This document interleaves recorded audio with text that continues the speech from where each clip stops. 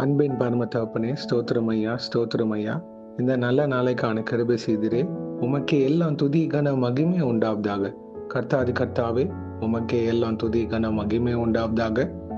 ராஜாதி ராஜாவே, இயேசு ராஜாவே, உமக்கே எல்லாம் துதி கன மகிமை உண்டாவதாக. ஆமாப்பா, அந்த வசனத்தை வைத்து நாங்கள் ஜெபிக்கிறப்போ எங்கள் ஒவ்வொருத்தரையும் ஆளுகை செய்யுமாறு தாழ்த்தி கேட்கிறோம். Isaiah 55th chapter 8th verse. For my thoughts are not your thoughts, neither are your ways my ways, declares the Lord.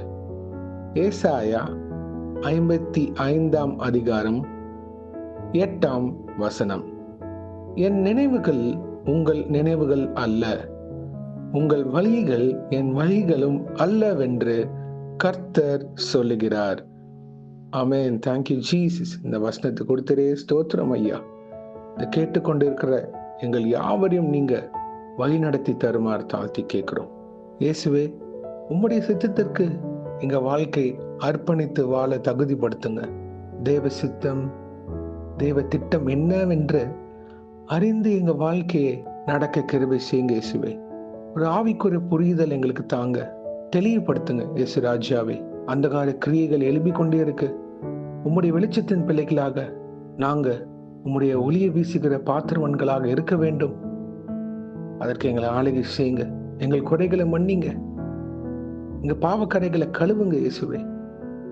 ஒவ்வொரு நாளும் அர்ப்பணித்து வாழ கிருபை செய்யுங்க. உமக்கு பிரியமுள்ள வாழ்க்கை நாங்க இருக்க வேண்டும் அப்பா. அது என்னவென்று புரிந்து கொண்டு அறிந்து கொண்டு நிற்க எங்களை தகுதிப்படுத்துங்க. Teach us to have an intimate relationship with you, Jesus Christ. இயேசுவும் நானுன்ற ஒரு நல்ல உறவை எங்களுக்கு தாங்க. வேதத்தை தியானிக்கிற பழக்கம், ஜெபிக்கிற பழக்கம் எங்க வாழ்க்கையில் இருக்க வேண்டும் இயேசுவே. இந்த ஆவிக்குரிய புரிதல் எங்களுக்கு வேண்டும். பரிசுத்த ஆவியினால் நிரப்பப்பட்டு ஜெபிக்கிற ஒரு ஜெப வாஞ்சை எங்களுக்கு தருவீராக இயேசுவே. இப்பொழுது கேட்கிற யாராக இருந்தாலும் இதை தடை பண்ணுகிற எல்லா அந்தகார கிரியைகளும் இயேசுவின் நாமத்தினால் நாங்கள் நிர்மூலமாக்கி ஜெபிக்கிறோம். உம்மை நோக்கி பார்க்க கிருபை செய்யுங்க.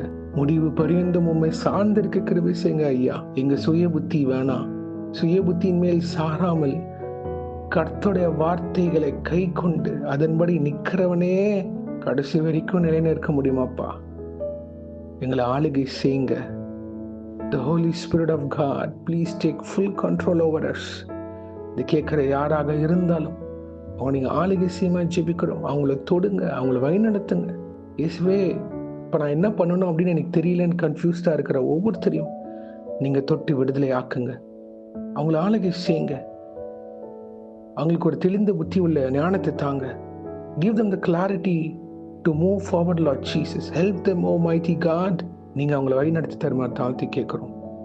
பொறுப்பெடுத்து ஆளுகை செய்யுங்க. எது செஞ்சா என் கர்த்தருக்கு பிரியமாக இருக்கும் அப்படின்ற ஒரு ஆளுகைக்குள்ள எங்களை கொண்டு வாங்க இயேசுவே. நீர் இல்லை என்றால் நாங்க ஒருபோதும் நிற்க முடியாது இந்த உலகத்துல.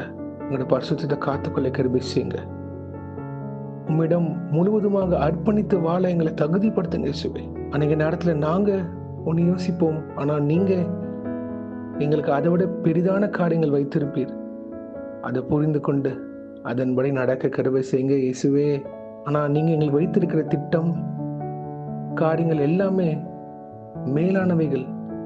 பரலோக ராஜ்யத்தை குறித்திருக்கிற காரியங்கள் மற்றும் எங்களை பிறருக்கு ஆசீர்வாதம் பாத்திரவன்களாக நீங்க எங்களை வழிநடத்துவீர் இயேசுவே.